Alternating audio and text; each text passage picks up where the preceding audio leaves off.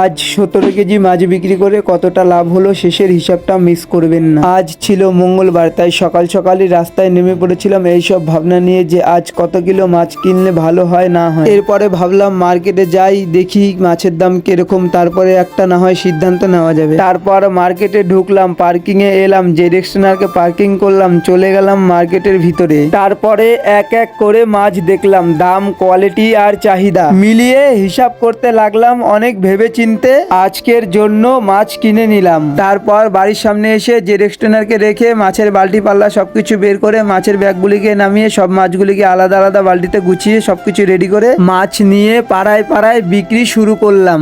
আজ কাস্টমার কেমন হবে, সব মাছ বিক্রি হবে কিনা, এই টেনশন নিয়েই এগোতে লাগলাম। সময় যত এগোচ্ছে ততই বোঝা যাচ্ছে আজকে সিদ্ধান্ত ঠিক ছিল কিনা। প্রতিটা বিক্রির সাথে বাড়ছে আশা। শেষ পর্যন্ত আজ কত কিলো মাছ বিক্রি হলো আর কত টাকা আয় হলো, আমার সিদ্ধান্ত ঠিক ছিল নাকি ভুল, সবকিছুর পুরো হিসাব ভিডিওর শেষে, তাই ভিডিওটা শেষ পর্যন্ত দেখতেই হবে। আর আজকের মোট মাছ ছিল 17 কিলো, যার দাম পড়েছিল 2570 টাকা। শেষ পর্যন্ত আজকের হিসাবটা খুব একটা ভালো হলো না। সারাদিনের ইনকামের পর শুধুমাত্র লাভ হলো 450 টাকা। আর সবচেয়ে খারাপ লাগার বিষয় হচ্ছে আমি আজকে বাটা মাছ কিনেছিলাম 210 টাকা কেজি। যেহেতু আমার সব মাছ শেষ হয়ে গেছিল, কিন্তু আমার অল্প কিছু বাটা মাছ রয়ে গিয়েছিল, যেগুলোকে আমাকে বিক্রি করে দিতে হয় 40 টাকায় 250, মানে 160 টাকা কেজিতে, না হলে একেবারেই বিক্রি হতে চাচ্ছিল না। তাই আমার লাভের পরিমাণটা আজ একটু কমই হয়ে যায়। তবুও